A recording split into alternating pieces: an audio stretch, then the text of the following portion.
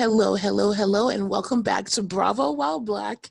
And, we have a very special treat for you today. I Real know special. that we said we wouldn't have any of our friends or any guests on until our 10th episode, but we felt like, you know what? Now is the time to do so, especially when we were presented with the opportunities that we were presented. So do If you want not to tell them? now, when? Exactly. Do you want to tell them, Aaron? So we have KB,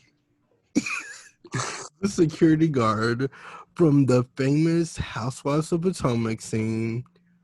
Like, We sure do. come on, guys. And Everyone wants to know what KB was thinking. everybody, and I've seen so many memes about it. So the fact that we have him on our podcast as a guest, Truly blessed. And he was so nice as could be. Like, it felt like a dream, honestly.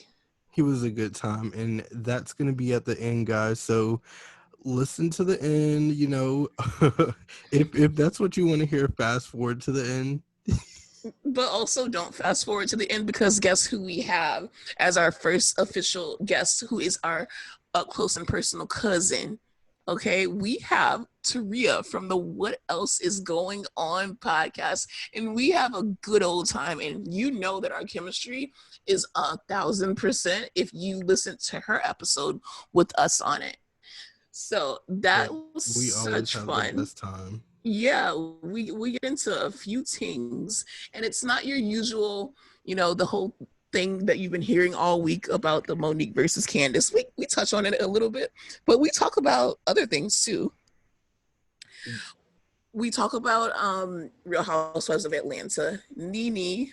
We talk about, a little bit of Potomac, but we also speak about Miss Eboni K. Williams, the new Black and proud woman on Real Housewives of New York, and we're just so happy to have her. So also welcome, Eboni. We're so excited to have her, especially on Housewives of New York. Right? It's exactly what they need. Shake that shit up. Okay, so just a little disclaimer. We get into, obviously, the rumors that everyone has been talking about when they got freaky at Cynthia's bachelorette party, and I was all the way here for it. But, we were just throwing around guesses and what we heard. But as of this morning, there are a bunch of reports that it was Portia and Tanya, and now there's reports that some people don't want it in the show. So, when we talk about it, this was filmed yesterday. We didn't know exactly who it was. We were just throwing around names. So that's just a disclaimer there. But it's a fun episode. You guys buckle up, get ready to enjoy yourselves, and thank you so much for listening, you guys. We truly appreciate it. We have Taria, literally, of the What Else Is Going On podcast on Bravo While Black, our very first guest. And our cousin. Yes, our cousin now. we were lost at birth. Yes. Exactly. Hi guys. Am I allowed to say anything? I'm like, wait, should I be quiet now? No, go ahead. No. First of all, I am honored to be your first guest on the Bravo While Black podcast. When I found y'all, I fell in love, and I was so glad when y'all came on my podcast. But even if you hadn't, I would have still listened, because I love your content. I love everything you stand for, and y'all do. The content that you guys put out should make other podcasters be like, let me make sure I'm on my stuff, because y'all really stay true to your title, Bravo While Black. So I love it. So thank you for having me. I'm so excited. Y'all don't even know. I was on the phone with my girlfriend. I call her my sister. I'm like, yes, I'm going to be on this podcast at 1:00. Yes. Like, I'm just excited. Yes. We are happy to have you. And we were so happy to do your podcast. We felt so relaxed and so at home, guys. Like, yeah. And now we're like taking on more guest roles, because we're like, okay, Taria popped our cherry. Like, we know how to act now on someone else's podcast. Our cherry. Listen.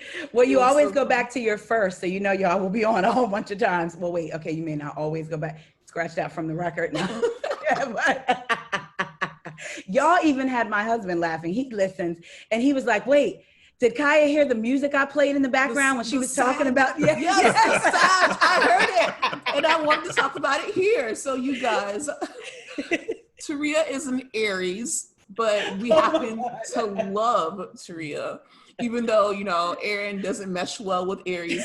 But Taria is different. Yeah. Taria is totally different.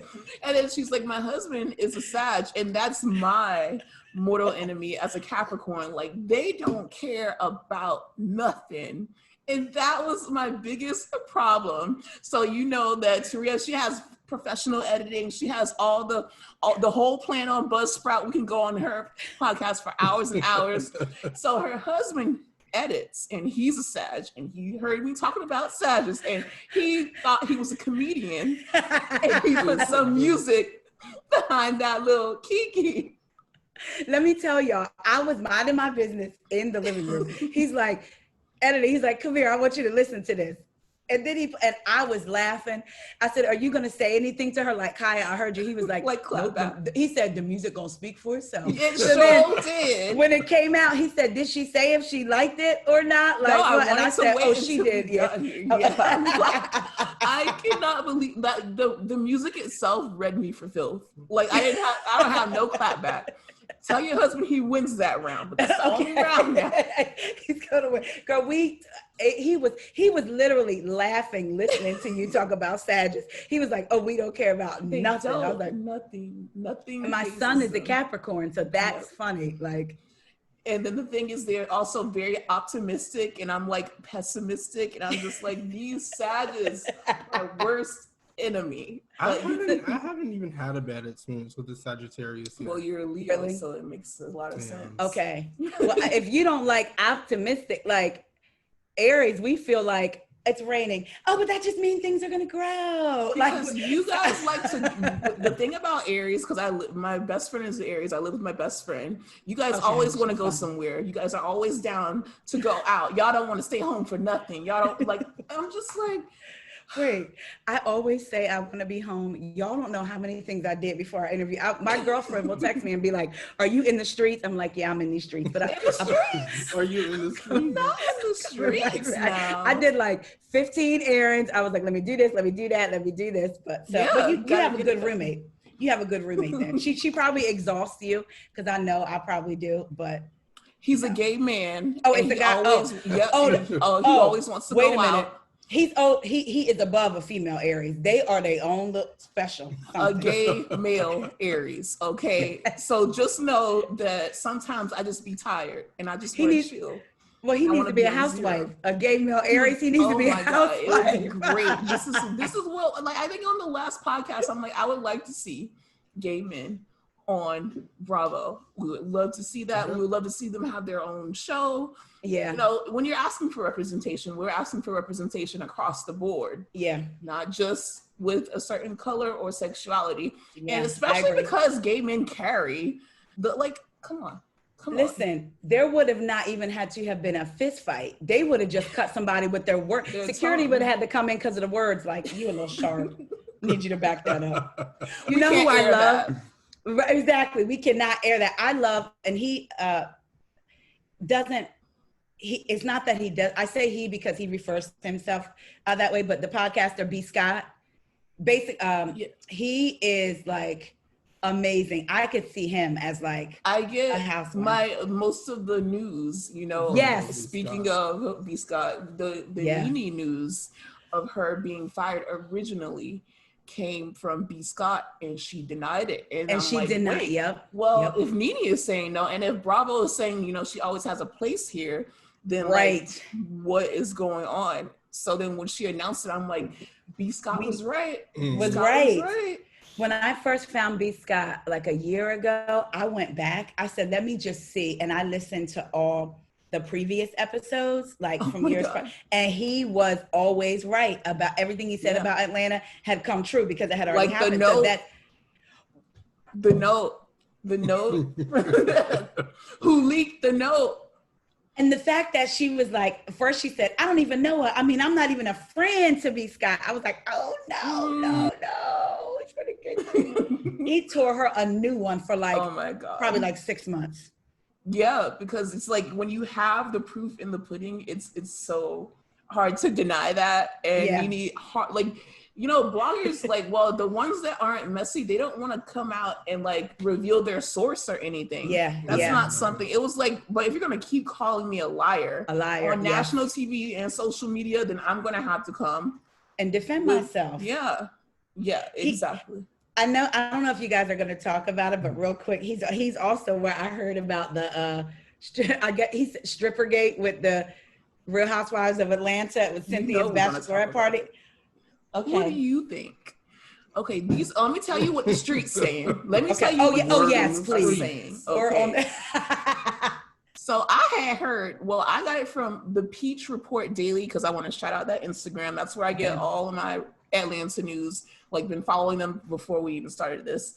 Okay. So, you know, the Peach Report Daily reported it. They tweeted it. This happened September 24th, allegedly. And it wasn't doing the math in my head. Yeah, exactly. It was their trip to South Carolina, I believe. Cynthia and Kenya have been eliminated from the equation. The comment section, aka the street, said, I had heard it was Portia and Marlo. I forgot about Marlo. I did think Portia as one of them, but then I thought because Kandi and Todd have their own, you know, like how she said they had a threesome, right? So maybe they had an agreement or whatever. So I thought maybe Portia and Kandi, maybe Portia and Kandi together and the stripper. That's what I had thought. But Portia and Marlo would make sense. Because although in a way, single, I feel. But I'm surprised that Marlo, because the way she is about like everything else. I feel like she's like, if I'm going to give it up, I'm going to get something for it.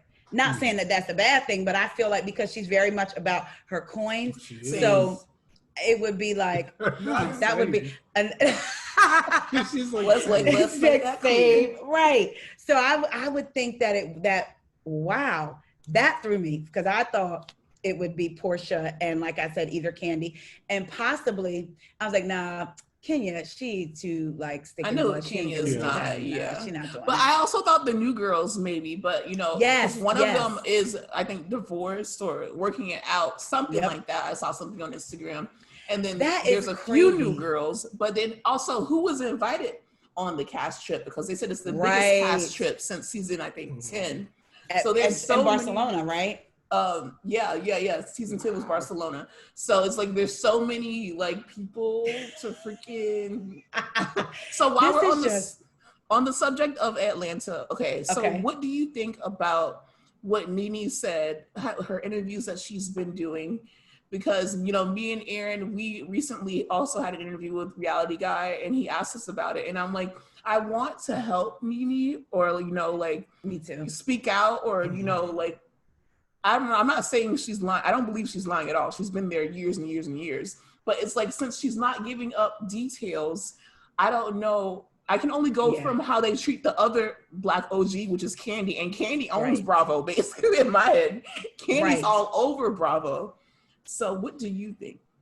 I feel like you said, I don't necessarily feel like she's lying. And I do feel like other Bravo Lebs have kind of sort of alluded at one, like when the whole, you know, when George Floyd was murdered and then speaking out, other Bravo Lebs said like little slick things, like Black Bravo Lebs about the way they treat Black talent. Yes, because Candace was on, she did a clip for Andy's Girls and she had kind of alluded to basically being told, well, you talk too much about Black issues and different things like that. So I will say, I've heard people say, well, if they're racist, how come they're doing this? How come they do so much for Kandi? Because money talks. And they know that Kandi comes with a lot of fans and Kandi will do her own thing. So since they get a piece of what they develop on the show, we'll go ahead and give her these spinoffs because they're making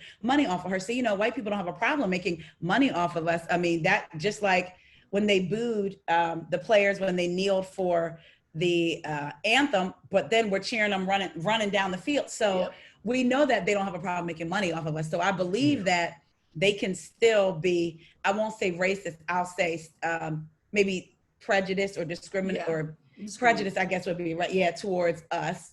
And still be okay with making money off of us. So I just wish she would release details too. My thing is, if you can't release details because you're in a lawsuit, then don't say nothing. But it's like, don't say nothing. You are crying on TV about them treating you a certain way, but you can't say nothing. I will be like, because September the 3rd, let me get my book. Yeah, exactly. Exactly. And that's why I can't, like, I fully, like, believe, you know, that something went down and she was given unfair treatment. But then also I'm like, okay, this is Nene. She, you know, Nene gets married or whatever. Like, that had, like, some of the highest ratings ever. I Dream of Nene. But, you know, maybe it, like Wendy Williams said, it's like, if it's just her and Greg, like, what does she want? Like, exactly, even if she can't tell us what they did wrong, what does she want? What do you think you deserve? Is it money? Is it a spinoff? Is it a different business? Like, what is it that you want, so I can be like, yeah, she should absolutely get that, because she is an OG. She built the network. Everyone quotes her. She's a meme machine. She should get anything that she wants. But it's like, I need to know what it is. If you can't say what was done to you, then what do you demand? I think she wants that rank. I think she wants the ability to be able to, like, bring who she wants, you know, who she wants on the show, and then have her say so. Like, you know, a spinoff. I think maybe she's looking for. Yeah, what does she want? What do you think that she wants? Other than money in the spinoff, it may be a few guests of her choosing. That's all I could possibly think of. So then it would probably go back to control, maybe, like, because if she really wanted the spinoff, because notice she'll say, my family didn't sign up for this. So normally when people have spinoffs, it's with their family. So maybe everything you're saying, Aaron, is what she wants, but it's more about control. I want to be seen as the HBIC. Period. So it's not even necessarily that, like, I know somebody who works for this company, and this guy constantly refers to himself as, I'm the HNIC. But the HNIC don't do no work, don't know how to get into certain programs, but he wants to be known as, wants everybody to see. So I wonder with Nene, if it's like that control thing, like, you don't necessarily want it. You want to be able to say, I'm it. But you without giving us everything. Yeah, exactly. Without giving us everything. Especially with all this talk about that open marriage and relationship and stuff. All that stuff is like, she probably doesn't want that to come to light if any of that is true. So you can't really, especially if you have a spinoff, if you're going it alone, we're gonna follow you 24/7, 365 and show everything. And they picking up hot mics when you come down to the MGM in Maryland. They want to see what you're doing. The MGM, but like, Maryland, if you know, Wendy's friend, when she went off on her that video, I said, not French Montana on the snatch. What? I told my husband I couldn't, but when she said, and he was feeling on, I said, I kept going back. Did she? Listen, I watched that video like 72 times. I was Me too. I was low key like French Montana, but then I was also like, get it, Nene. Like, okay. But you know what? It's when you see things like that, it makes me think, like, you trust your friend. I know I trust my friends, and I know it reminds me that I don't care how things go down, unless I have to defend myself on something. I never want to be that person that me and my friend don't speak, and I'm airing their business out. Like, because how do you come back from that and trust that person unless you like living messy like that? Like, or unless it's for the ratings and you like that. I could never. I can't. You know, there is no coming back from that. And you know what? I just want to make it clear that, like, we love Nene, but we just want to know how to help her and what she wants, because she should get whatever she deserves. She wants to be treated like Candy. Okay. She does, yes. And whereas Candy gets treated a certain way and doesn't talk about it. Candy doesn't care if the world knows, because her shows and everything speaks for itself. I think Nene is the type that likes the recognition and likes, you know, to be talked about. She's a Sage. They like it.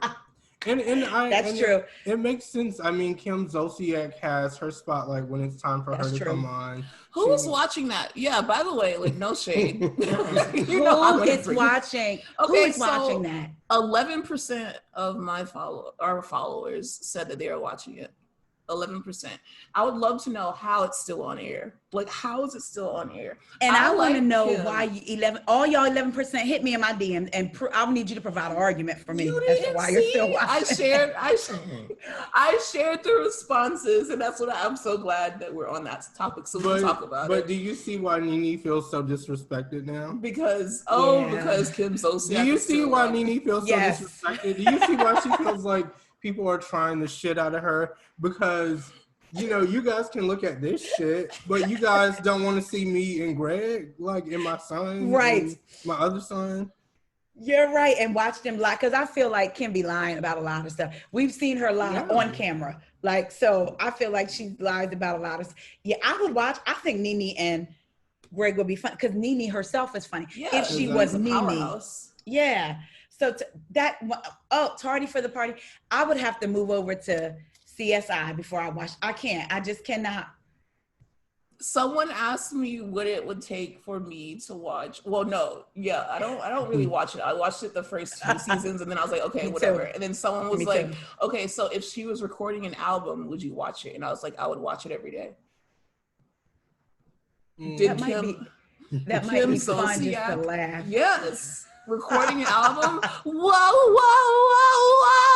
But it wouldn't last. Like, one episode, she would be like, I gotta go to the hospital. Like, I'm not feeling well. Hospital. Oh my God, my vocal cords. I was getting ready to say, I got to pile up on my vocal cord. Like, girl, stop lying. I can't. They need to, if they do that, they have to bring, what's his name? Dallas Austin? Yes. Yes. I would love to see it. I would love to get the gang back together. No, you know who I would want to see because of his facials from when he used to do Making the Band? Bring Puffy in on this record. We don't have the budget. Yes. I would. Can you he would be straight up like, yo, this is trash. Look, why y'all even got me here in the studio? Like, ain't enough money for this. Let's take this over to Revolt. Right. Let's go.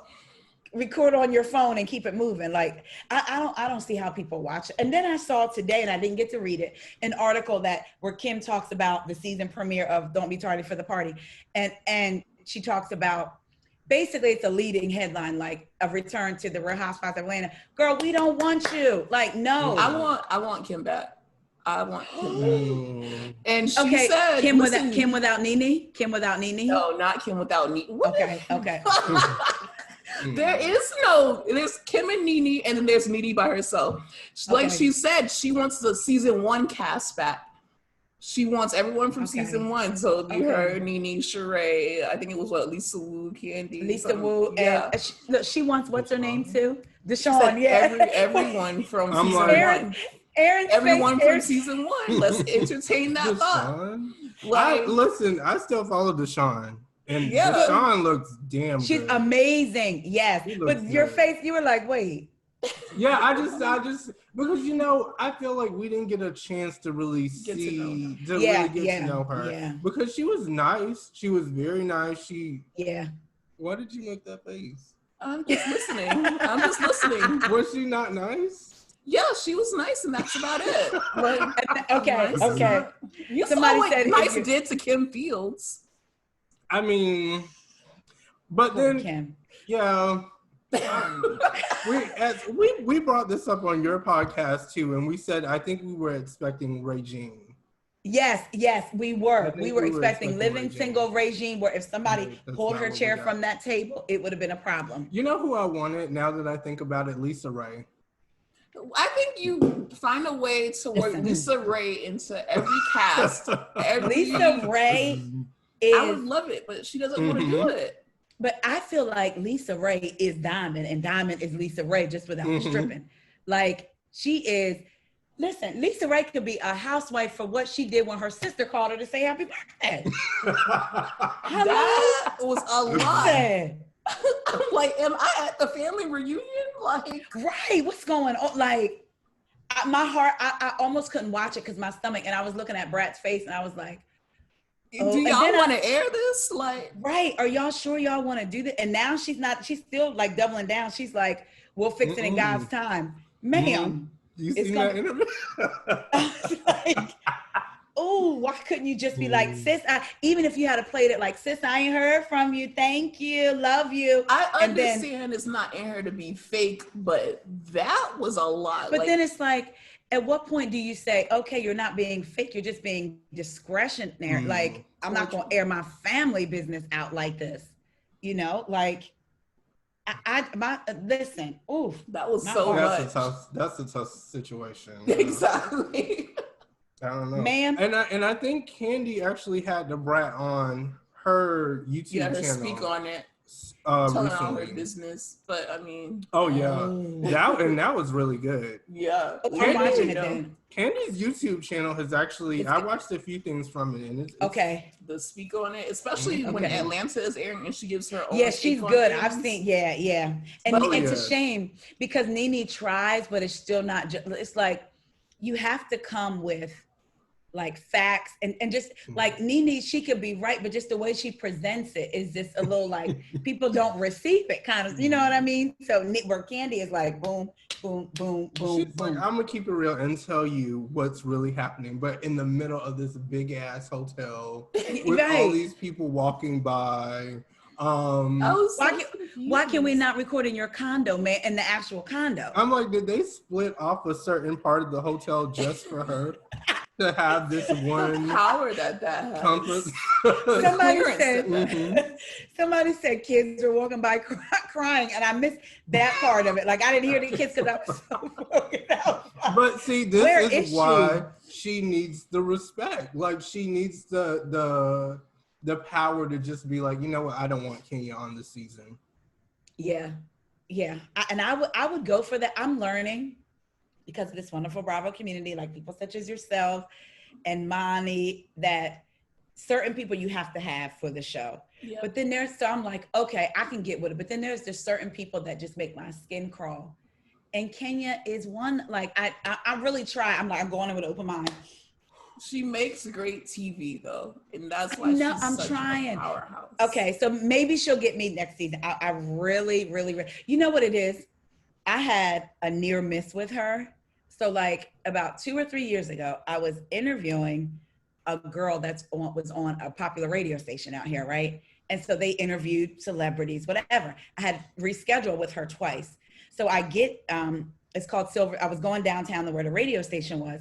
So I get there and she's like, hurry up, get in the elevator. And I'm like, I know she can get canceled again because the last time I drove all the way down here and she canceled when I got down here. So she was like, hurry up. And then the DJ comes out that's on the radio and he says, where are you going? You're supposed to be interviewing Kenya. And so they get into an argument. She was like, no, I'm not, because she was lying. And I'm like, what's going on? So then their radio programmer comes out and she was like, no, I said I would give an interview to this young lady over here. I'm going to be talking to her. I'm leaving.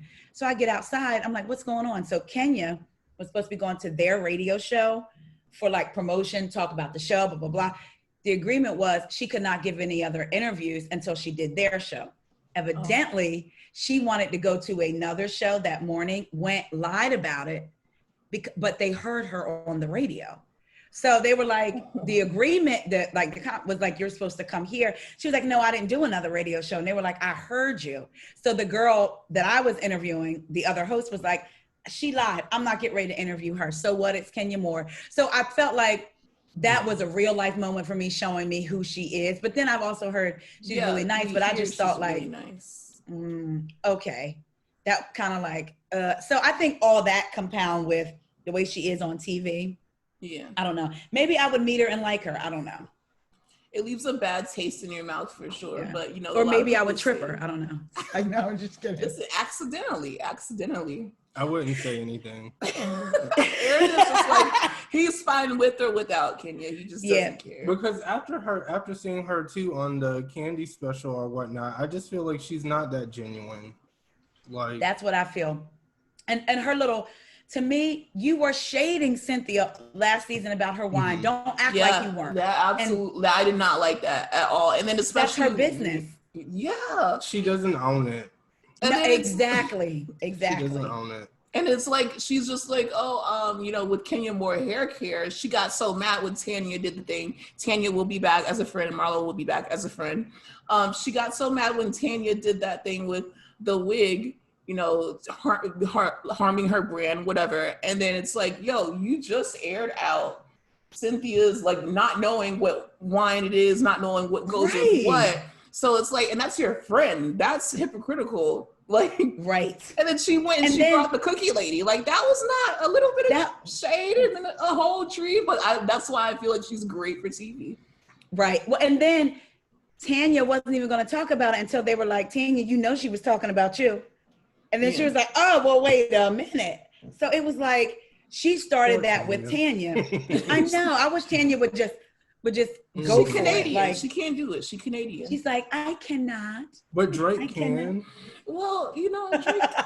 Maybe does she have to go to Degrassi like in order to act?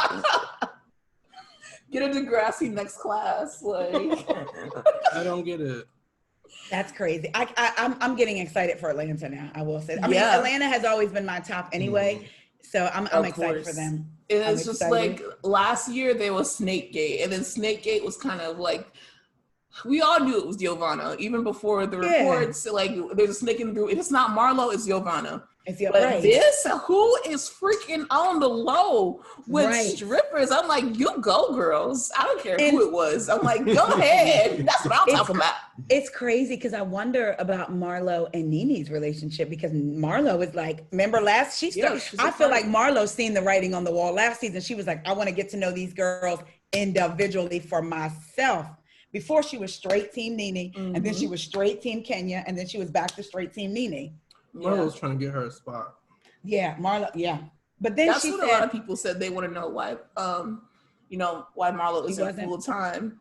She said that she made more money as a friend of, because she gets paid per episode as a friend of. But she also, her friend of gets to go on all the trips. She's at almost every event. She said, and I can kind of come and go as I please and still have almost all the benefits of being a wife. I'm just not holding a peach. And I was like, that might make kind of sense. Yeah, that makes sense. Like, no, she ain't trying to, like, I want to be a friend of, not have all my business on here, but then also go to trips. But if I have to have Kenya come and mess up my event, then that's when you're gonna have to move me to full time. I was gonna say, we're gonna have to put on the show because hair care. Kenya, just matter.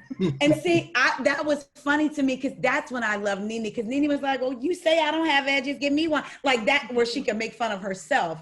I missed that Nene. I was watching a clip from the episode when Phaedra didn't know when she was due, and how Nene came in and was talking to Candy's mom, like, "Hey, Miss Joyce," and that Nene right there just fun was Nene. Like, it, not it, Nene. And like Lanithia, we want to see Lanithia too, like the family woman, and I don't like her crying on. I just feel like don't give it to him, because now it seems like you're crying for your job back. Like, don't let them see you sweat. That's what I feel. I'm like, but then she's also like, I don't want to go back on.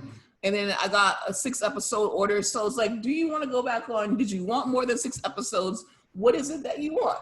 You're right, because she's not saying what she wants, and it's respect. And I guess she just feels like she can't say, I want to be the head, Yeah, we done talked about Atlanta like it's coming on next I know. But I'm so glad that we did, because we don't really want to talk too much about Real Housewives of Potomac, because we just saw everything. Everyone's been talking about it all week. We all have our opinions and everything. So that's fine. But did you see the news about Real Housewives of New York? We got a black girl. They went all the way black. They went Diddy black. They went black. Ebony, her name is black. Ebony? Yes. I did not see that. Let me tell you. My cousin knew. I was listening. What was I listening to? I was listening to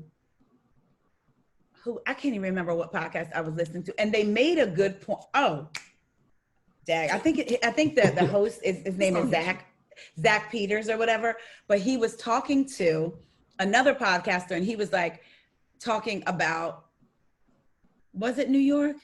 No, he was talking about Beverly Hills, and he was throwing out, basically saying like it was going to be this other girl, which I think it's been out in the block. Like, I don't know if she's Asian or what have you. She's really pretty. Her husband is the head of like Disney or something. Yeah. Mm-hmm. So, but why did I want, oh, no. So, okay, I'm getting them all confused, but basically it was either Zach or somebody made a very good point, and it just happened, which when people say things and then it happens, it's like, you have insider information. So you want to put it out there, but you don't want people to know that you're putting it out there. I'm going to go back and figure out what podcaster it was, but I listened to a podcaster say, they were talking about Alicia Quarles, and they were like, we don't think that she's going to be a housewife. Maybe it's going to be Brashawn, what's her name? Brashawn Shaw. Yeah. Okay. I heard that she's filming, but nothing is official yet. But Brashawn has been on the map for a while, along with Alicia. So we haven't heard about Eboni though. Well, that's the thing. So the podcaster was like, but maybe they're just throwing out these names and then they're going to boom, hit us with somebody totally unexpected that hasn't even been in talks. And then when I saw that today, I said, you knew something, because for you to just say that out of nowhere, and that's exactly what they did. When I saw that, I was like, her name wasn't even in the conversation. It was like, we heard so many names floating around, even people like filming, Sonia was hanging out with Alicia. Yes, Brashawn was spotted somewhere, she's still in the talks. Filming with Leah, right? Yeah. But then when they officially, like Bravo, TMZ came out and announced Eboni, I'm like, that's literally the blackest you can go. And I'm just I love it. I love it. I love it. Because when I hear the name Eboni, I think of a pearl white Lexus. I don't know why. I just feel like a black girl driving a pearl white Lexus. Like, I had friends who had pearl white Lexus. That's her first scene. Her rolling up. I'm like, that's Eboni. I had friends who named their cars that. Like, they were pearl white and they would name them Eboni. And they were Lexus. So immediately I was like, but when I saw her face, because for the Real Housewives of Salt Lake City, when I first saw the picture, I didn't immediately distinguish anybody black. It took a minute for my eyes to be like, oh, she's black. So then to see Eboni, like, oh, she's black. Like, you didn't even have to see her. You guys to hear that name. Yes, Eboni. like so. And then especially if you're like with Black news and entertainment, you know her from from the Revolt show. Yes, I didn't know that. I haven't watched it, so now I'm gonna have to check it out. Of course. Yeah, she talks about Black issues all the time. I've seen it a few times, but like she goes in, like she doesn't hold back. She was also on Fox News, and she was getting the girls together on Fox News. So I am State of the Culture. It's called State of the Culture. State of the Culture. Yes. This is gonna be good with her and those. I put a little like reel together and tagged you in it so you can see how she talks. I can go see. Okay. You're already tagged, honey. You're already tagged. How she talks, what issues she tackles. It's literally the Black Lives Matter, but like also talking about like transphobia in the Black community, policing, community policing. Okay. Like all of this stuff, and I'm like, okay, this is gonna be amazing. Like for real, amazing. Yeah. With these women. Yeah, I can't wait. Oh, I'm excited now, like for New York. Like, come on, like give it to them, Eboni. Watch her and Dorinda be best friends. Dorinda is not coming back. I'm in spirit. I was actually listening to Dorinda on Heather's podcast, but I didn't finish it. But it was earlier today. But I guess she admitted to basically not, like, she was shocked when she wasn't asked back. But again, if you had to watch Bethany on Watch What Happens Live with Andy, Bethany said it. And part of me wonders, does Bethany just talk so fast that she says things without saying it? Or does she know what she's doing? Because I think it's both. Like, yeah, for her to say, because when she wasn't asked back, it's like, well, we know what that means. But then I guess Dorinda admits it on Heather's show. So I got a little bit into it, but I haven't. Heather's show, honey. Can you tell me, did you hear the part about what they were saying about the cast trips? Like what Heather said about the cast trip, and she said that they were doing a lot on the cast trip when she was there, and that's all we'll leave you with. A lot, and it confirms a Bitch Sesh had a tour, and somebody gave a boots on the ground a couple years ago and said that exact same thing. Oh, and said that there were twosomes and threesomes going on along with the drugs, and then you hear it and you're kind of like, I'm not going to say that person is lying. They probably were there. Okay. But you just kind of take it with a grain of salt. And then when Heather said that, I was like, wait a minute now. Definitely snapped our necks. But anyways, we don't want that on our podcast. We don't do none of that. Exactly. We don't know what y'all doing. We talk about the culture and Bravo. Exactly. And then, so everyone, like when I posted about Eboni there, and I posted like a reel, like a sizzle reel of her, everyone was like, Ramona is gonna lose her mind. Right. But then someone was like, what about if this is exactly what Ramona needs? Like, it's funny, I was gonna say that either way. Actually, it could go either way. And I feel like on one hand, we're like, these women don't get it. And then on the other hand, it's like it's hard because you don't want to take a Black woman and say, we're putting you on this show. And basically without saying it's your responsibility to educate these women who felt like this for years. But on the other hand, you don't not want to do it because it could end up being for the greater good, not just the show, but their lives as a whole. When you change somebody's mindset positively, that's a good thing. So I think if she goes on there staying true to herself and who she is, and they don't create situations for her to talk about it, but just through life and what's going on. It's going to naturally come up because it's going to naturally come up. This is her life. Like, she's serious about it. This is Eboni. So, and I think they very much are aware of Eboni and like how it's going to happen and what she's capable of, and she doesn't hold back. But, I don't want her to come in and like, just like, straight up like rub them. I was gonna say, bam, like, but it's just like, let Luann bring up how she did time in prison. One more time. And thank you. If we have to hear that story one more time, I love Luann, but if we had to hear about the peanut butter jelly sandwich, I was in prison. And they gave me a Spam sandwich and it had a packet inside. Like, where's the mustard? How horrible. And then she's like, I slapped the fuck out of an officer. And I'm like, girl, I'm sorry. You know what I want? You know what? What'll be good?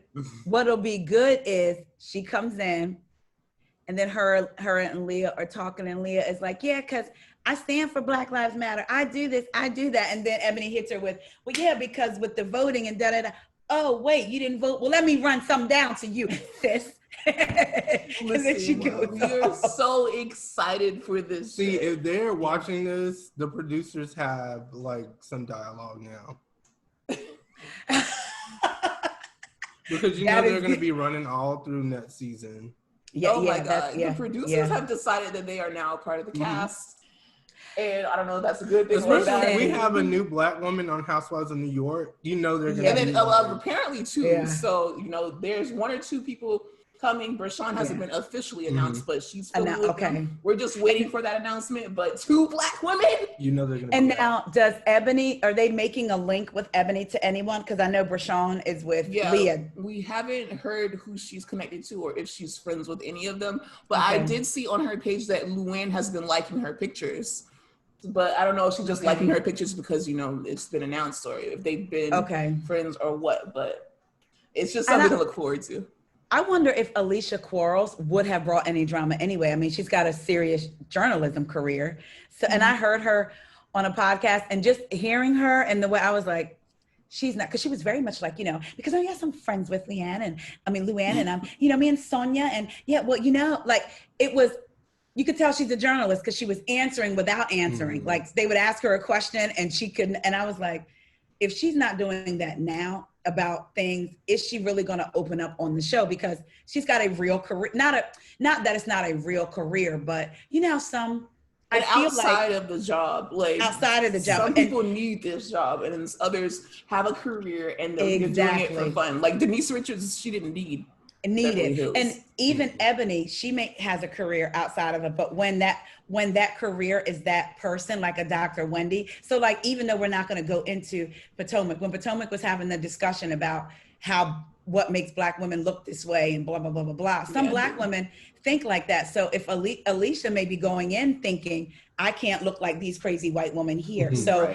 I need to look like this. But Eboni may go in saying, I'm going to be me myself, regardless. So it's like, was Alicia really going to give us all of Alicia. So I'm really excited about Eboni. Yeah, Eboni and Bershawn. Right. Listen, and Bershawn, you got the link. I'm sorry. If you listeners did not listen to Taria's What Else Is Going On podcast, go download that. Go smash that download button.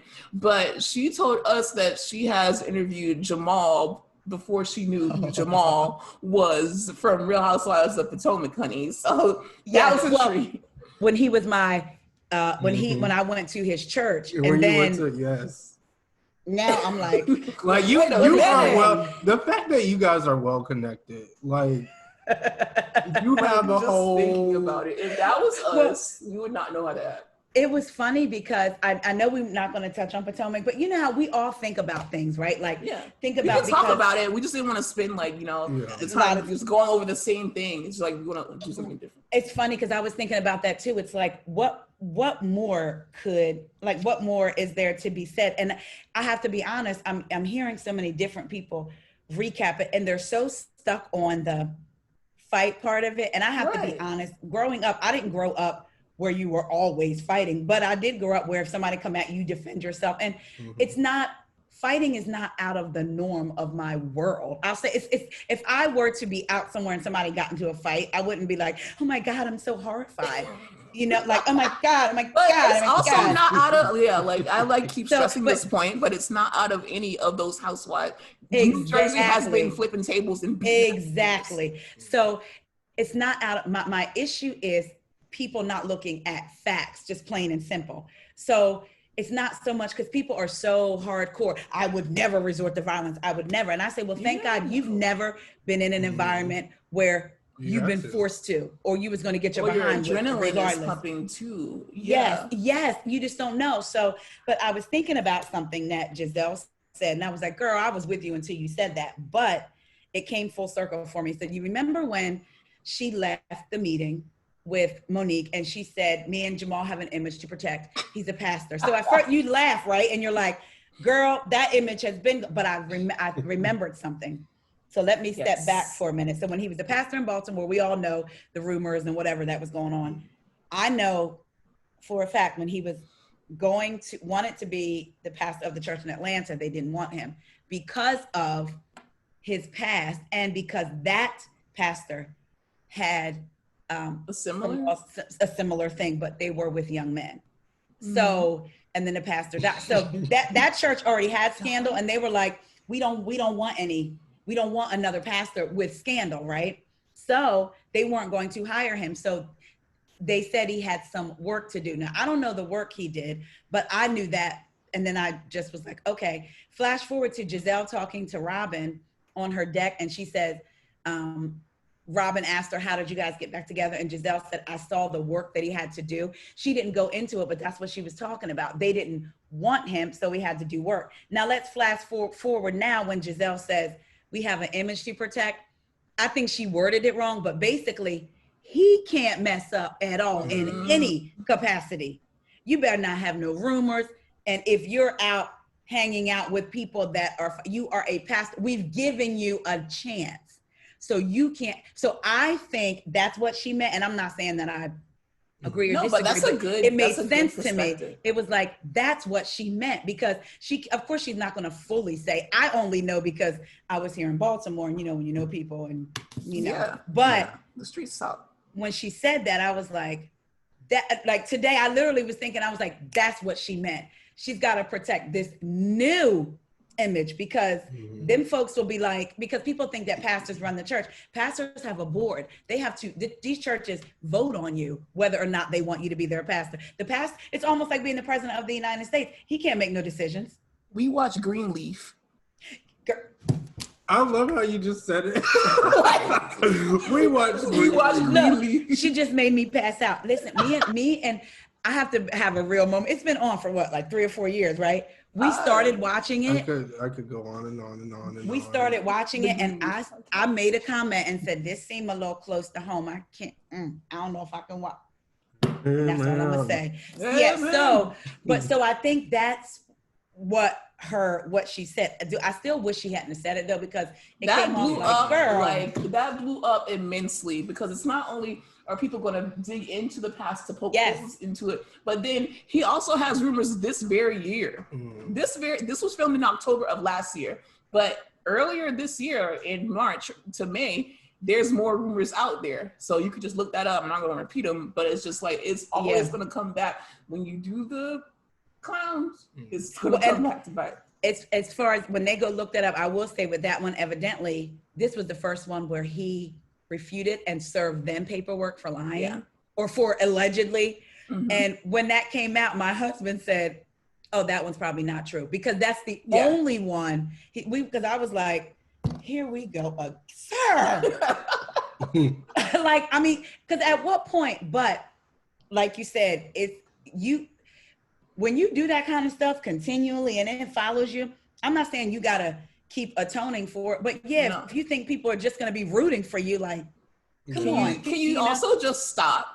Like, just like, period. Like, especially stop. Like T.I. went to his church. Like, when T.I. goes to your church is popping. So it's like, not only on a local like level, like, do you want to, be out of the mess, but then you're gonna get on a network and then still be in the mess. Like, can you like stop? T.I.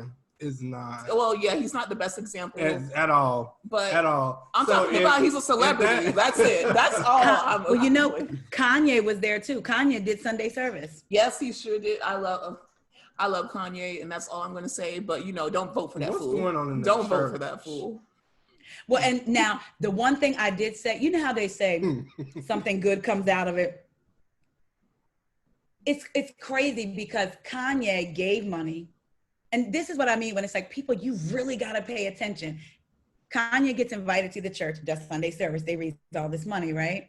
Or Kanye gave a donation. And then afterwards, you just found out that Kanye voted for Trump.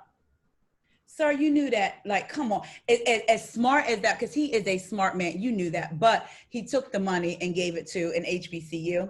But it's like, I can't help but wonder, was that your plan all along? And I don't want to look at things like, I don't want to feel like I'm always looking at somebody like, what's the real plan? So yes, HBCU got the money, but it's like, come on. And I feel like too, and I don't know if we talked about this on ours or not, but Juan and Robin, we saw how they worked to get back together. It was like Jamal was a cheater, pumpkin eater who liked to hide a sausage. Now we're back together. We didn't get to go along your journey to see how y'all came back together. So I think they may have a little bit more support if you allow us in on your journey. You want us to, it's almost like some of these housewives, and I love Gizelle, but it's like, you want us to go along with you and embrace your journey, but I'm only gonna let you come in certain parts of the journey. It's like, no, how did he get you back? What was the phone call? Why was you at the Dave Chappelle show with him? What happened? Did he invite you? Did he text you? Did Ravi set it up? What happened? Like, I want to know it all. Yeah, I think because some of them forget that this is a reality TV show and they think it's like a scripted series that you can keep coming back like every season. Or you can create your own narrative. Yeah, that's true. You can't produce yourself. Like, this is why it's reality TV. And then every time they try to produce themselves, something goes wrong, you know.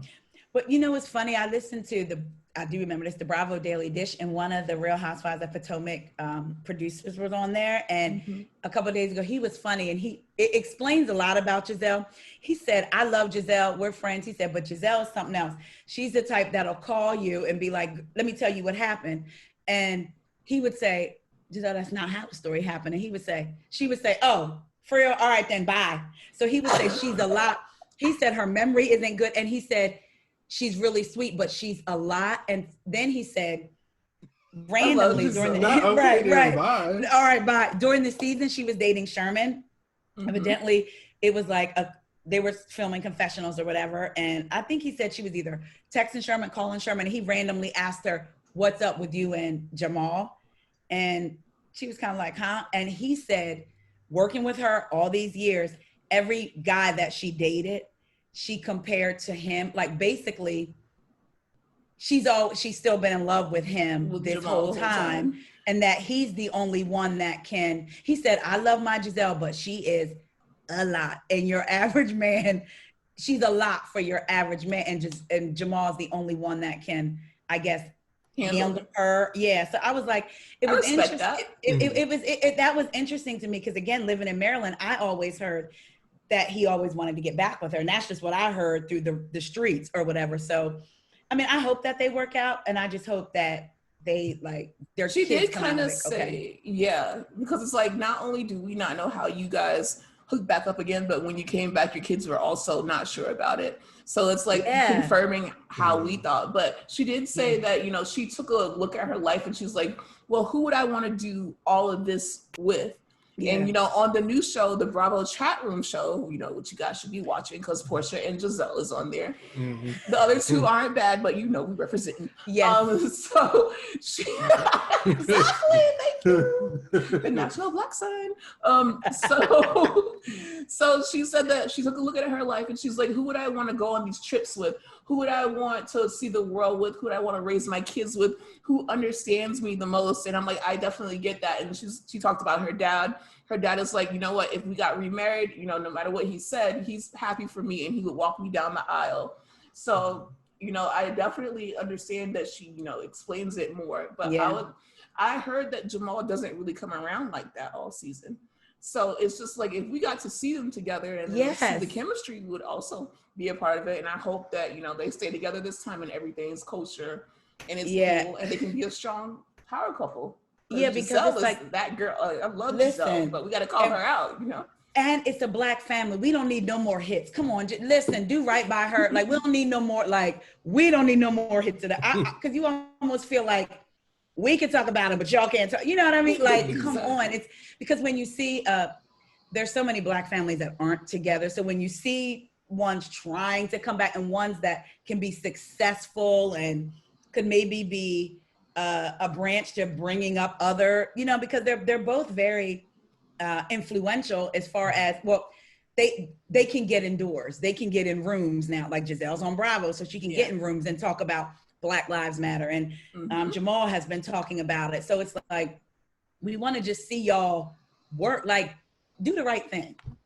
And then if you can't, then don't get back together. Like, whatever. But I don't know. I just hope for their sake that it does work out. But yeah, I want them to work out. I would like to see her with someone that she's truly interested in too. Me too. That's what it is too. Yeah. Like, I think that she still thinks that Jamal is fine and they do look good together. Like, they make a good looking couple. So and they have all them children. So they need to get it together. He can dress. They are going to last forever. Oh, child.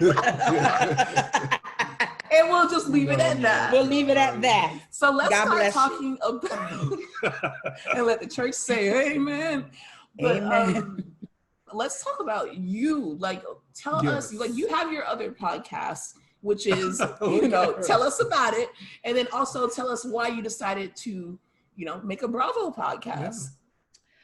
So the other podcast, it's a personal development podcast with a spiritual base. So, you know, I believe in God. Everybody has what they believe in.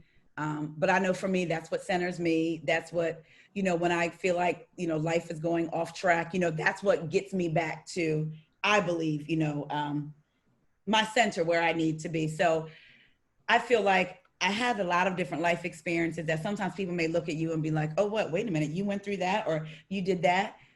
If you don't share them, then people could be suffering alone. Not saying you have to, but I feel like if you have an experience that can help somebody, you should. You just have to be in tune enough to know when to share and when not, you know, to share or what to share, what not to share. So I decided to, it's called Tales from a Butterfly. And basically it's about the metamorphosis. Everybody starts out as a caterpillar. However, in order to get from a caterpillar to a butterfly, it doesn't just happen. In science, a caterpillar goes into a cocoon, and inside the cocoon, the caterpillar literally explodes, and it has to eat its own bodily fluids and things to have enough strength to form the chrysalis and all that, and then come out a butterfly. So in life, how many times have you messed up, but you had to eat your own mess, but it made you stronger afterwards? Sort of like a butterfly. It's got to, but once you become a caterpillar, you got to remember you can't go back to eating what caterpillars used to eat. I'm a butterfly now. I can't hang out where caterpillars used to go because I'm a butterfly now, or you won't flourish. So I've always liked butterflies growing up. So when I started studying what they did, I'm like, man, if I can talk to other people who are now caterpillars in either their profession, or maybe they had a situation in their marriage and they got through it, or they had a situation, maybe they went through, dealt with depression and thought about suicide and they came out of it. How did you do it? So other people listening can say, if they can become a butterfly, so can I. Because so many people want you to think that they've always been a butterfly, and it's like, that's not possible. So I wanted to, I had a hard time with, like, you look for support from automatically, whether you start a business or whatever, it's like my family and friends, oh my God, this is gonna be so great, it's gonna be so successful. And then it's like, wait, what? Where's everybody that was like, girl, we got you. Where's the listeners? Where's this? So one day I was like, you know what, I'm done. I've been doing this because it'll be 4 years in November, but I'm like, this was last year. Yeah, this was 2 years ago. It's my second year. And I'm like, I'm done. You know, it's just not growing. And so my son wasn't driving yet. So I had to pick him and my daughter up from school. I come home and there's a bright green thing leaning up against my front door. Now my front door is, you walk up 3 steps, then there's like a little step and you go into the house. So it was this bright green thing leaning up against my white door. And I'm like, what is that? And how did it get up above the step? Oh no, honey, it was more than, I got up to the door and I started screaming. It was the top of the caterpillar. The bottom was the cocoon. It was going inside of itself. It was going through its metamorphosis up against my door. And I was like, a sign. What is that? Sign. So I took a picture of it. God said was like, you're not, you can't quit. So I wished I had videotaped it, but I did take a picture. It literally, I took a picture of the cocoon once it was done, but to see that thing going inside of itself, knowing what was going to happen. So I told my son, just move it off the door. He moved it off the door. I went inside, used the bathroom, came back out. It was fully formed. And that's when I took the picture on my step. I went to the store and came back. It was gone. So I was like, you just saw a metamorphosis, like right before your eyes. And you know somewhere that butterfly is going to come out. So you need to keep going. So that's what that's what it is. I've interviewed different people. I interviewed Toya and Eugene from Married to Medicine. Oh my gosh. I love them. They are like, I feel like they are some of the realest people on Bravo. And I don't know everybody on Bravo, but there was just something about them that I love. They shared their money situation. They just were very open. Yeah. So so I really like them. But, and then I have my friends on who talk about, you know, like I have a friend who has a business who went through a really hard time and now they're successful. I've shared my story. So it's a lot of different stories, or inspirational things, but like real life, not a quote like, you know, when life gives you lemonade, you know, make lemon. Because I feel like when life gives me lemon, I want to freeze them and throw them at everybody that hurt me. That I don't want to make lemonade. So that Aries. You know? So I wanted to be a help to other people, to inspire people to be better. So now I'm pulling a Monique because I haven't updated since August 4th, but I'm getting back there. So fast forward, driving for Lyft, and I would like skip a week on my podcast because I'm driving, and my husband would say, well, you don't need to keep driving, do your podcast. But I was feeling frustrated, felt like it wasn't growing. Corona happened.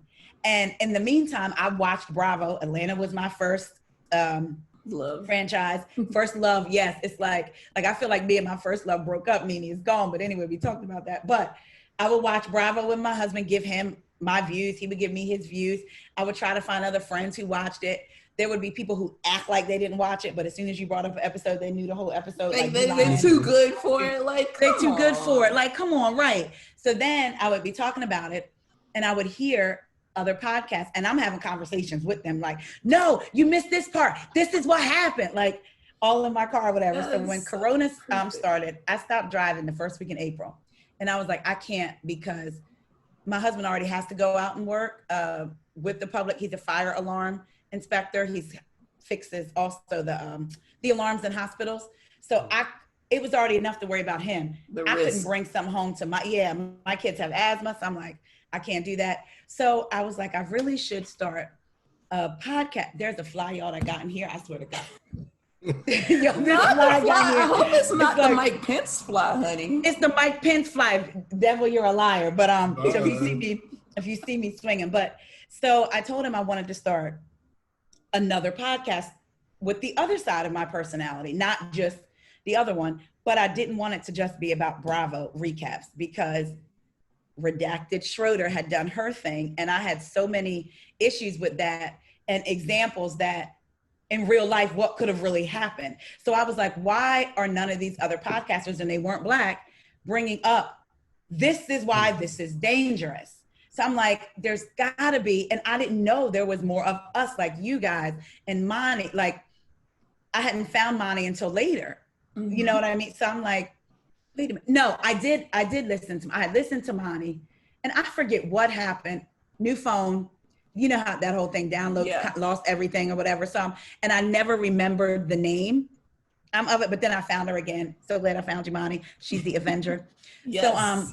So, anyway, so I'm like, why is nobody saying, but even then, I'm not looking for, Black people know what's going on. I was looking, why aren't any of these white recappers saying she was wrong and this is why, not just she's wrong.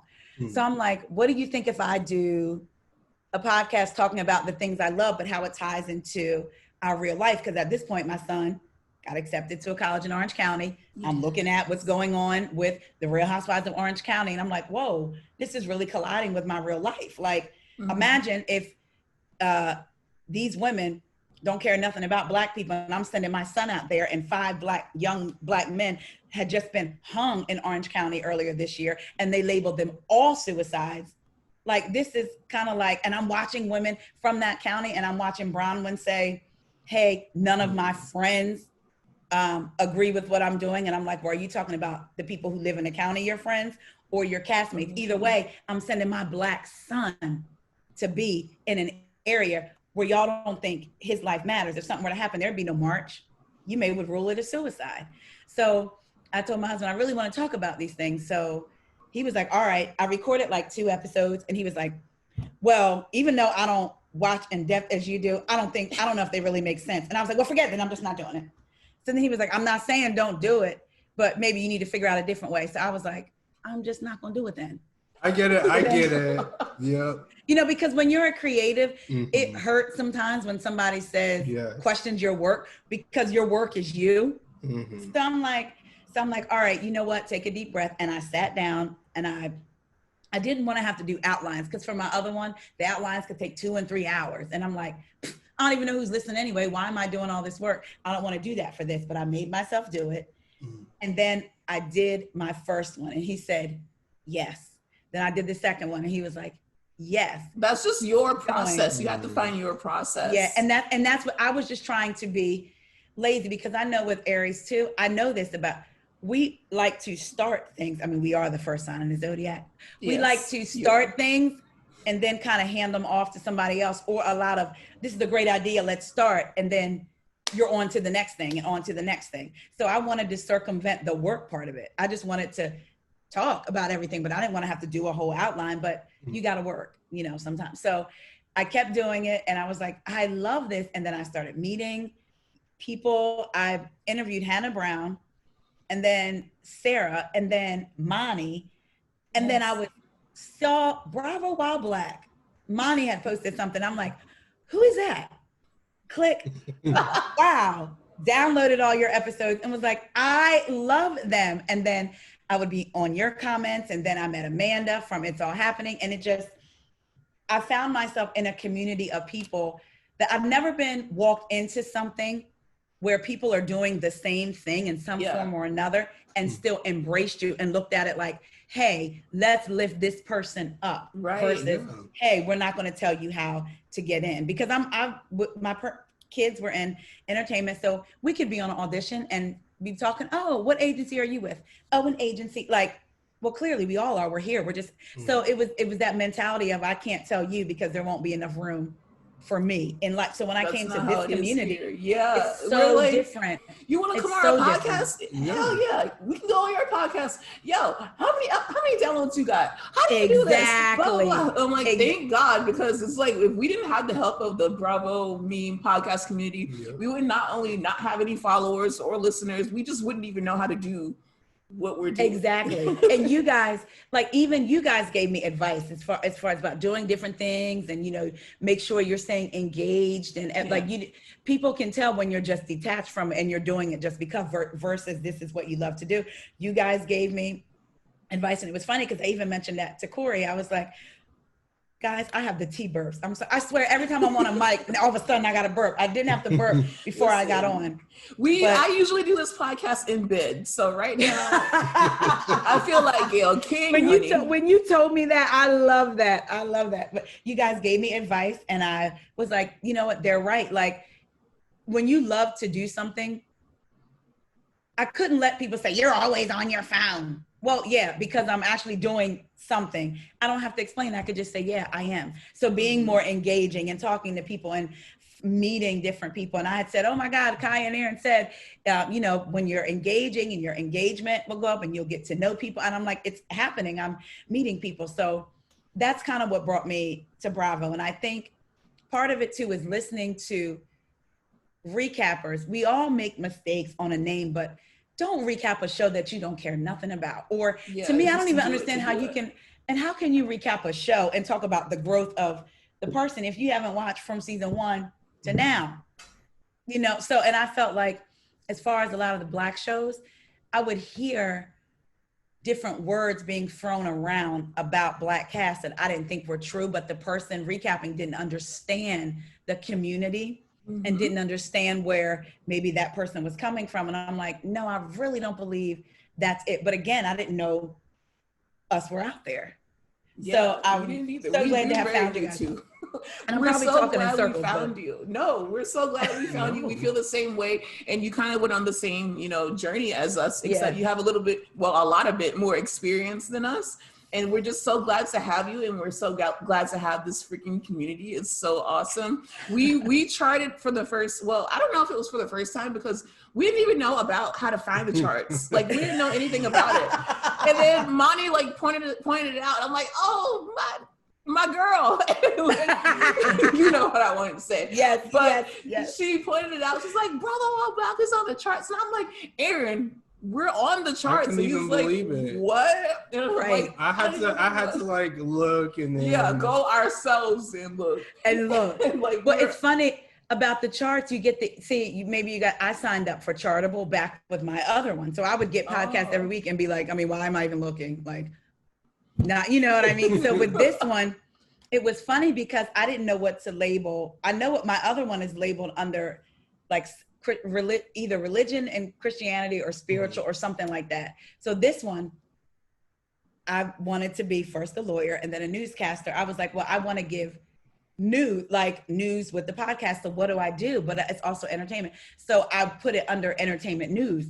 And then after I did that, when I started finding people, I was like, am I supposed to be under TV and movie? Like, what is going on? But then I was like, no, I'm going to stay. And that's what I've started giving a piece of news at the beginning, in case if I'm talking to someone, the education part doesn't come out in the podcast. I need to give it because I'm also, I will not deviate from what I started from. I don't want you want a trajectory upwards for your podcast, but I'm not going to allow that to stop me from doing what I set out to do with this podcast. Even if people say, well, I'm tired of hearing about the Black piece, then don't listen. Like, because that's what I set out to do, provide entertainment and education. So I've been trying to make sure I provide that education. You absolutely do. Yeah. In every podcast, you do. Like, I don't tell you all the time, like, because I'm trying to listen to my friends more, because I didn't really listen to big podcasts anyway. I would listen to Danny Pellegrino. That's pretty much it. Now that I'm in this community and I have so many friends in it, I try to listen to you, Monty's, mainly Bravo, which is bitches better. So I don't tell y'all, but I am like rooting you guys on. Like, you know, I'm listening to it, maybe not the whole episode, but I definitely listen to enough to where it counts. It's downloaded and everything. I was gonna say, but even that, it's funny. I had listened to this comedian and they had a show on Netflix, and she was like, my show is coming out, my special. Listen, can y'all please just listen to the first 4 minutes and like 5 seconds? And I was like, bet I can do that. Yeah, I'm gonna save it to get back to it, but I'm gonna make it, I'm gonna help out any way I can, because we all are busy. I just happen to be a person that I'm not necessarily a music, I love music, but if I'm driving, if I'm exercising, sometimes around the house, I love to hear words like talking. So I'm a podcaster. So fortunately for me, I can build the space. Listen. And then there's times when I actually, you probably won't like run out and I'm like, I don't believe it. Like, ain't nobody got nothing new today. Like, yeah, they just put them on like yesterday and you listen to them, you know? So I'm grateful to have you guys because I learned things too. Like Stephanie from Mocha Minutes, I told her, girl, I feel like I get a history lesson and a Bravo lesson when I listen to you because she's talking about, you know, the problematic people, even amongst Black people, because we can't just focus on people outside of us. We need to correct behaviors within us too. You know what I mean? So it's like, girl, I went to church and came back. Yeah, it's educational and you're always growing. Yeah. Well, we are about to wrap it up. It was so nice to talk to you, but let us ask you, okay, we have two different things. One, we want to announce that we will not be watching Real Housewives of Orange County.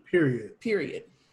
Like we have nothing for RHOC. We respect other people, especially other Black people who want to watch it, who want to talk about it, who want to cover it, but we will not be adding to the coverage of it until they fix the obvious problem.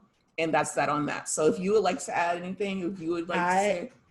Somebody had asked me, was I going to watch? And at first, and I said 99.9% no. And then I said, you know what? No, I'm not going to watch. Here's the thing. So many, when it comes to other issues, when it comes to animal rights, when it comes to LGBTQ, when it comes to women's rights, when it comes to the Girl Scouts want to be in the Boy Scouts, people boycott. People, even down to the women's, Always, manufacturer Always for tampons. There was a group of people that were going to boycott unless they took the women's symbol off the box. What they do, they boycott it and they took the women's symbol off. All of these movements get stuff done, but when it comes to issues of Black people, I feel like they think they can play with us a lot and they don't take us seriously. So for me, I said, I can't.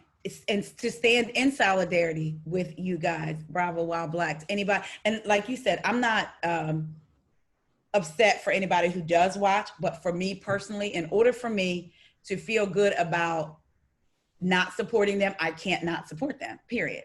So, and then on top of that, somebody sent me a message. She's so funny. Stay away from Kelly Dodd. Now, see, this is why I go back to the whole fight in Potomac didn't necessarily make me cringe because I said, if I saw her, I might would body her point blank and y'all be talking about me. After that Drunk Wives Matter, all bets were off, especially when you had the nerve to, it wasn't just the words. If you noticed, it had like the little box, the logo. Like on, and she's like, oh, it's 2 years. Her friend said, oh, the hat is 2 years old. This has been around for over 5 years. So what now? What now? And I was like, ma'am, how in the world could I give, even if it's just my house, my dollars? I don't care. If it's one view. If it's one view. So I can't. And it made me so mad. You ever been so mad to the point where you just can't say anything at that moment? Because I'm like, this, and then I said, you know what? I'm going to choose to feel sorry for someone that has such a low level of intelligence. Someone that would push their own mother down the stairs, someone that would fly back and forth in a pandemic claiming that it wasn't real. I'm just going to feel sorry for you for the fact that you have such a low level of it. I shouldn't expect you to understand because you have that much of a low level intelligence. Right. She posted a picture on her Instagram some months back because I went on it and it looked like a table full of white women. So the women looked like her. And it said table. She's always like, I'm Mexican. I can't be racist. And she said table full of colored women supporting women. Mm-hmm. And at that point, I said, I said, Taria, you can no longer go. Because to me, I'm not going to hate message you. My body was like, if I were to see you in the street and you don't live in Orange County. What's up? Like, I told my son, we'll drop you off when? Where's she gonna be? Oh, no. Because I'm like, how dare you to insult our community? You know, like that. And then a table full of, you use the word colored women. And then say in the comments, somebody said, I don't see anything but a table full of white people. And she said, we're all Mexican. Okay. So now I'm not watching Orange County. I came to that conclusion. We also, we question ourselves, and I know that some people are asking them, why do you continue to watch anything on Bravo? Why wouldn't you just boycott the whole thing? But I find myself wanting to support the Black people that they do have on there, pointing out, applauding, and following, what they are doing after this whole Black Lives Matter reawakening, because this is not a new movement, it's just reawoken, whatever. Portia's on there. I can't leave Portia hanging. Additionally, I want to see also how they react. Yeah, it's funny when you ask me about Orange County, y'all are literally in my head, because as I'm talking to you, I was thinking to myself, what you're watching the network, but you just answered the question for me, because that would have been a conversation I would have had with myself. I've never had a network or a show like you have. Loving Hip Hop. I grew up on I Love New York. I would love New York to come to New York. If you're listening to this, anyone, New York to New York. I grew up, watching different urban shows, but I've never seen such affluent Black women, like, with Real Housewives, with businesses, and then like married to medicine with doctors. And then it's just like, these are the people that I am here for. I'm going to continue to show up for them, until I don't. And that's a good point. And Black women that aren't stifled. So Married to Medicine LA, Dr. Britton and Dr. Imani went to that African American museum where they were last year talking about matters, Black people and police, before the George Floyd thing even happened. It just so happened to air during that time. Right. So you have affluent, smart, influential Black people talking about Black issues. They're not on TV, not just talking about the things we go through. Yeah. I agree. I definitely agree. Okay, so now that we got the garbage is taken out until further notice, we have other things to cover in case you think that we are not going to have anything to talk about. We still have Real Housewives of Potomac, obviously, but we have Real Housewives of Salt Lake City coming. Yeah. We also have Southern Charm that's actually going to be showing how they're getting Catherine together, honey. All the way. And so that's why I will definitely be watching that, talking about that. We might even have you on here for that episode, honey, to break that down to us, to school our ass on the history of it, because But so now we're winding down. We want to leave you with something fun. Yes. If you had a Bravo show, what would you want it to be about? What would you show in Taria's life? I want to know. Yeah, we've been done. We debated over this. We talked about this last night. Yes. So you guys answered it. You guys answered it. Oh, I thought okay. No, this is for you, honey. This is an exclusive, a Taria exclusive. That's what we'll call it, a Taria exclusive. To be honest, and I know this is going to sound, so it has to be about my life. Well, yes, it has to be like, you got a show on Bravo. It's Taria's company, Three's companies. Well, whatever you want, but it has to be about your real life. Do you want your friends on there? Do you want your family on there? She's like, what are you going to be showing? What won't you be showing? She is thinking, honey. She's like, I don't know. The wheels are turning, honey. If I would have it be an actual heightened version of my real life. So there was a show on VH1 with Aaron and Sarah Foster, David Foster's daughters, Yolanda's ex from Real Housewives of Beverly Hills. And they had a show, and it was a parody. It was supposed to be a reality show. It was a scripted reality show loosely based on their real life. So I would want, but no, that's not about my life, so I can't even say that. I think we should have let you know before. Nope, this is good because now you're forcing me to think. I have different ideas. I think if it had to be about my life, I would want it to be about my life, the good, the bad, and the ugly. If you want to see what they're watching now are real REEL housewives, but I'm a real REAL housewife. Now people may not think that's aspirational, but there's somebody that would want to watch me come in the morning, try to clip into my Peloton, fall halfway off, try to get my booty to stay on the seat, but it encompasses the whole seat. So now I'm like, oh, I'm sore. And then I'm riding the bike as I'm looking at the snacks thinking, should I just grab a chip while I'm on the bike? I'm gonna burn the calories anyway. And then to my clothes that are in my living room because there was a flood in my basement, which has been cleaned up. But now I gotta go through my clothes, and try to figure out how to make my basement look like a walk-in closet, like what we see on TV, but really Now that's like real. Just like going through my life as a real, almost like living like a real housewife, but on a Real Housewife budget. Yes, that would be what it would like. Yes. That's sort of like that. That's what it would be. We would love that. We would watch that. Well, obviously everyone would watch it, but like especially us. Like it's just more relatable. Exactly, and I want to develop a show like the CNN of Bravo. So every podcast that I listen to, if they have news that week, giving it all to people that may not be able to listen to. Yeah. Different podcasts like, hey, did you guys know blah, blah, blah, blah, blah. So, sort of like a Bravo podcast tour guide. I would love that. Wow. Listen, we could just keep speaking things into existence, okay? The TM, if any of y'all, I'm not talking about Kaya and Aaron because they can't, any of y'all try that? No, I'm just joking. But yeah, no, again, serious. I don't know how interesting it would be, but it would just be my life, like going through, you know. For sure. Well, you are such a joy to have. You know, you're our first freaking guest. We were on your podcast. It was our first time guesting. So you're going to be back on our podcast many, many times. Thank you so much for, talking to us. And where can we find you? Like, shout your social media out, both if you want to advertise both of your social medias or anything.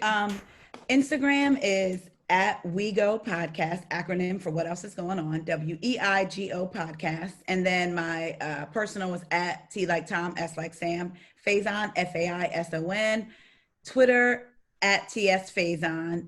If you click the link in my bio on Instagram, I have a little link that if you have an Apple phone, if you click it, it'll send you to iTunes. If you have an Android phone and click it, it'll send you to hell. Then it'll send you back to a platform where you can listen on Android. Not shade to the Android users. I'm sorry, y'all. Guys, don't do that now. Come on. No, I will say Android does have some good features, but my cousin has an Android, so I like to go back and forth with her all the time. But just like to fight. Honestly, and I do. That's an Aries thing. I like to argue. But no, if you click that link, it'll send you either to Apple, or my girlfriend has the Android, and it gave her the option of where she wanted to listen to it. Because I don't know if Androids come with the preloaded iTunes thing. So listen, I was like, don't get too into Android now. I don't know if Android has this. Yeah. But that's where you guys can find me. I do have to say, guys, and really no shade to Android users. We love you all. Who knows? I might have one next week. But I want to thank you guys so much. Thank you guys for having me on as your first guest. People can say whatever they want, but I truly love you guys. I love looking at your beautiful faces. Kaya, you're beautiful. Aaron, you're so handsome. You guys are funny and smart, and I'm so glad that we cousins now. Yes, we are. And we're waiting for you to come down here and eat. And guess what? Listen.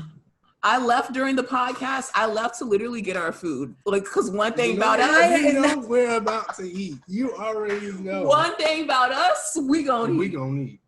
I love y'all so much. Oh my God. And I look forward to you guys' episodes every single week. We appreciate it so much, and we love you, and we appreciate you for coming on. Just taking the time out to even be on. Yes. Are you kidding? Whenever. And on that note, we are going to go eat our food, and we are going to text Taria in the group chat because we have a group chat. I was getting ready to say I'm gonna text y'all as soon as we get off. Yeah, so it's like I just don't want to stop looking at your face, but we're gonna be texting you anyway. The family hustle. All right, thank you guys so much for listening. We love you, and bye. Bye. Talk to you soon. Yes. And here's our interview with KB, the security guard. He's a great security guard. He has high-profile celebrities. He's done it before. He has a lot of experience, and, he was a great time to talk to. So also enjoy this little interview that we put together for you guys. Thank you so much. Yeah, yes. Okay. So we are recording. We just want your permission to record the conversation a little bit. Okay. Okay. Nice to meet you. I'm Kaya. And I'm Aaron. It's very nice. We host the Bravo While Black podcast. It's about, the Black shows on the network, but also the other shows just from like a Black perspective. And, you know, we always live tweet and we make memes about the shows, like Real Housewives of Potomac. And we noticed that, you know, a lot of people really just wanted to know what you were thinking at Karen's house that time, and they memed it. So we're like, you know what, if we can find this dude and we can get him on our podcast, that'd be great. So the people get what they want. We can ask you some of the questions that we have, and we can, like, you know, just let people know who you are. It's just a fun little thing that we wanted to do. But before we even get into that, we just want to know, you know, about you. And do you do security all the time, or like, what are some of your businesses or your personal life? Yeah, I do personal security for a lot of athletes, rappers, and a couple of dignitary people. I've been doing it for over 10 years. Yeah, that's really cool, man. What can you tell me, like, one of the most famous people that you've ever done security for? Drake. She's a big Drake fan, God, as you can see. I love Drake. How cool was that? Oh my God, I'm so jealous. I wish I was there. But that's dope. Like, you're really in this game. Like, we didn't no doubt. It's the real deal. Yeah, we didn't know if it was like for the camera or like really. No.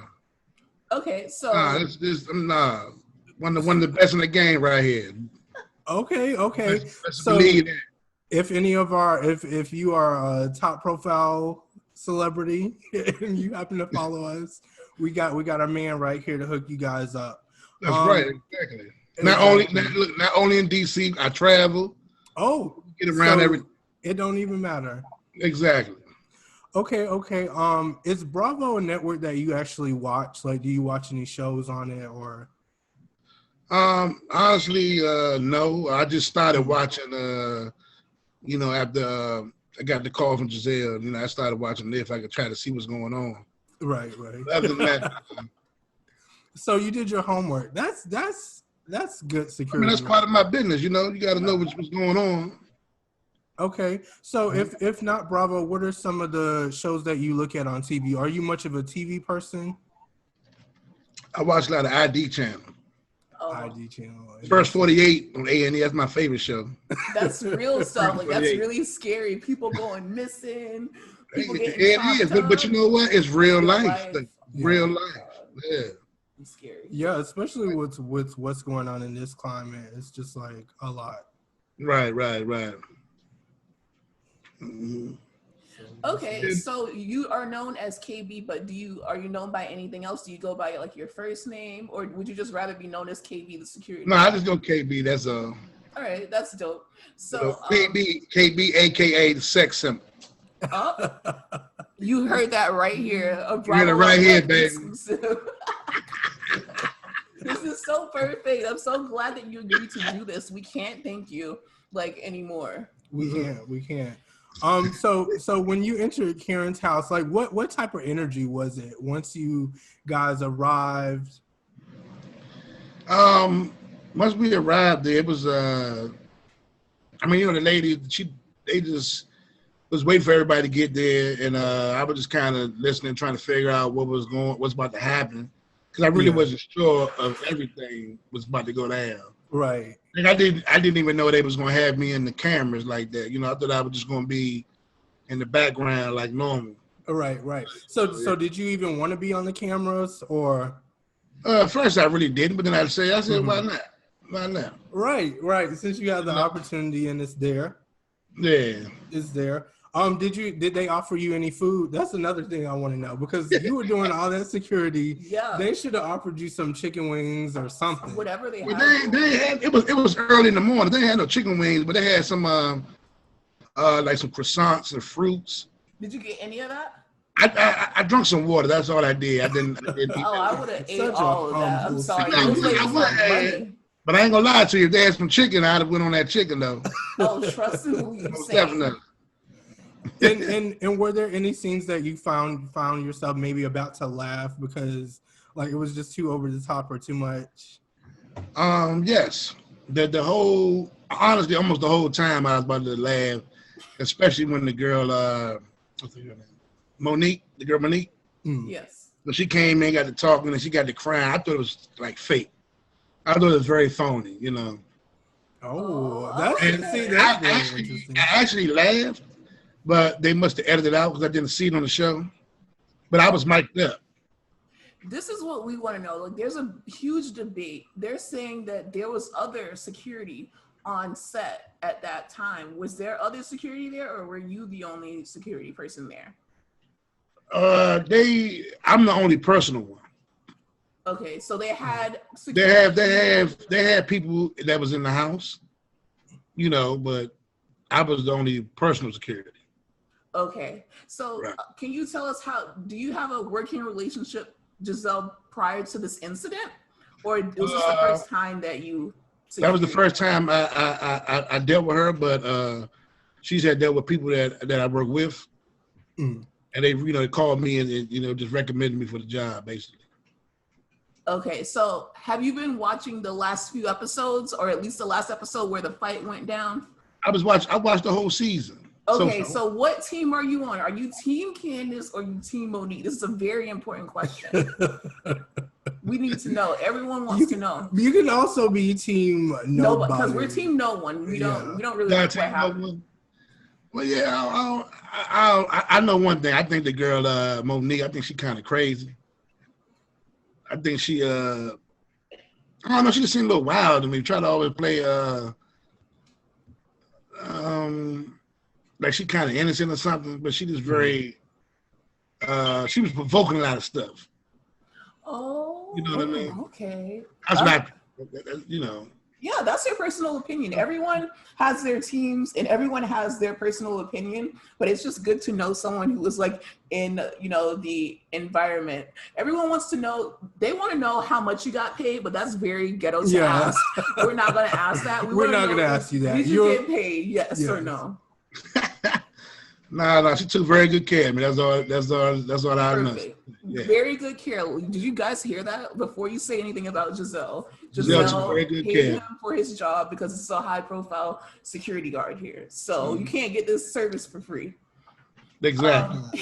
Someone else asked, is the furniture at Karen's house comfortable? Was it comfortable? Yes, it was. Okay. It was very comfortable. It looked comfortable, but sometimes furniture looks comfortable, and then when you actually it was very nice. And she has a very nice house. Very nice house. It was nice. Oh yeah. Do you live in the Potomac area? No. I ain't got that much. No, I live in DC. Okay. So it's like 40 minutes away. Do you ever come to South Florida, like the Miami area? Yes, I do. I'm going actually in a month. We're gonna be down there. Oh wow. Yeah, that's my favorite. That's my favorite city. I love Miami. That's where we are. Yeah. Okay. We're gonna link up. For sure. We actually just had some Sundays last week. I don't know if you know what that is. Say it again. Trick Daddy's restaurant called Sundays. I've heard about. I haven't been there. Oh, you need to go. We actually time out. Is it better than finger licking? Yep. Yeah. Oh yeah. Than finger licking. Oh yeah. Trick Daddy also is finger licking the shit. Exactly. Get the fuck out of here, man. I'm telling you, like they give you cornbread, like it's Jiffy, but it's like sweet Jiffy. Man, that shit can't be better than finger licking. It's better. I promise. We would not lie. Like you can ask around. Like we did other podcasts where we order food and like we know where to eat, and they deliver. Okay. They deliver. And where is the Trick Daddy? Where is it at? I think it's Miami Gardens. Yeah, Miami Gardens. Yeah. Okay. It's over there area. Actually, if you go, he does so much restaurant promotion. You can even see him outside. Like he comes outside. So that's really how I knew the food was good. When I seen that line wrapping around and I seen about 50, 60, 70 people out there, I knew. I was like, wow. It's literally the spot. And they have like this blue lemonade. Oh my God. We're trying to figure out the recipe because it slaps so hard. So you mean to tell me the food is better and the blue drink is better than the finger licking mystery drink? Yeah, I knew you were gonna say that. Yeah. Listen, well, actually, to be fair, the finger licking mystery drink kind of tastes like the same. The Sundays, except for The Sundays is a little bit more lemonade. They put a little bit more lemonade. Yeah, we're trying to figure out like the recipe. Like I literally bought some like Kool-Aid and like the Country Time lemonade. I'm trying to figure out the proportions so we can figure out what that blue drink is because I don't care how much sugar is in it. Like I need it. Kool-Aid. Blue raspberry Kool-Aid. We think it's blue raspberry or like the Kool-Aid with the Country Time lemonade. One thing about it, I'm gonna find out what's in that drink. But that is real good. I'm telling you. It is. Okay, so we want to know, like, this after the whole incident went down in the house where Monique told Gizelle basically just get out, and you guys left. What happened in the car? What did Gizelle tell you in the car, or even? She ain't tell her to get out. You know, Gizelle just said I'm ready to roll out. Mm-hmm. She ain't tell her. She ain't carried like that. Mm-hmm. She told we left and we got in the car. And we just, I was just telling her like, wow, that girl was really in there crying. I told her I thought it was fake. Her crying was phony, whatever. And she was like, I told you, because before we went in the house, she gave me a little rundown of what was going on. Mm-hmm. And why she had called me. So she gave me a little rundown telling me what happened with the fight. You know, she got a brand to protect. She don't want nothing to happen to her. She don't want to get into no altercations because, it'll make her look bad. Mm-hmm. So that's really what I was there for, to make sure, you know what I'm saying, she be straight. Exactly. Okay. Right, but even I just thought it was crazy that the girl, but the other girl, what's the other girl? Cam? Yeah, Candace, she wasn't there. I was hoping she was gonna be there. It would have been a lot better. But at first I didn't know, but now that I know what was going on, I was like, damn, I wish she was there. You know what I'm saying? To resolve it. It might have been some action going on if she was there. I'm telling you. You feel what I'm saying? She should have been there. Absolutely. It would have been a lot. Well, you know what? It would have been better or worse, but either way, she definitely. It'd have been a good thing, man. Like, you got sometimes whatever went on between them, you got to talk things out. Yeah, that makes sense. You got to talk it out or fight it out, baby. Whichever way. And then on top of that, they had security there. You were there, so they didn't really have nothing to worry about. Well, I was there, but I was only with Gizelle. I wasn't worried about nobody else. So that's one there. Okay. And another question: did they have any other security on set, or was it just? Well, no, they had security, but they was in a different room. Okay, so that was like the network security. I don't know if that was network or what's the lady house? Who was that? Who was the lady house? Karen. Or Karen hired for her house. I was just with Gizelle. That was just that. The other people that was there, I think they was hired by Karen. Okay. Or Bravo, whatever. Yeah, Karen or Bravo. Have you done any security for Gizelle or any of the Potomac ladies since that incident? Unfortunately, no, because most things got kind of shut down because of this Corona stuff. Yeah. That sucks. Business been really messed up. A lot of stuff I had planned for this year got shut down because of what's going on. Because that's what I was actually just going to ask you. How has the coronavirus affected, your gigs and security job? Oh, big time, man. I supposed to went to the Olympics this summer. Oh my God! Yeah, that was a big event. Big time. Yeah, and I supposed to been on tour with a rapper, a big time rapper in March. I'm not gonna drop the name, but I would love to know the name, but that's fine. Like right before the virus happened, I supposed to be doing that. And a lot of my clients, they go vacations all summer, so no vacations, none of that. So. We're very sorry to hear that. So you know what? I think we noticed that you have a few other businesses. Yes. If you would like to shout that out before we end this, because you never know who's listening or even who may follow you on Instagram. Do you have any other businesses or anything that you want to shout out? Because I did see the NutriBurst thing that you're doing. Look, I gotta. Well, if anybody like I say, anybody needs security, personal security, all over DC, I'm all over. We go all over the country, all over the world. You can contact me on my Instagram, AllStarKB DC. I just started my own driving business. You can also, if you're in the DC area, DC, Maryland, Virginia, you can also contact me for that. And that's about it. All right. Well, we want to thank you so much for agreeing to do this with us. we're going to let you know everything like before we post it.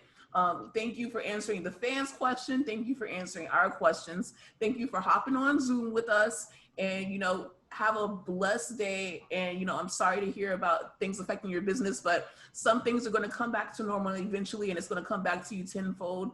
And when you come down here, you know, definitely hit up us or Sundays. Just go to Sundays at least. I'm gonna be right. I'll be down there from November 11th to the 14th. So I'm gonna definitely hit y'all up, man. All right, bet. Well, thank you so much. Too bad all the clubs not open as they normally be. I know, but listen. I heard Miami kind of opened up a little bit, but they closed early. But the thing about it is, like, everything is basically open, but so many people have it, it's like dangerous to go out. Like my roommate had it.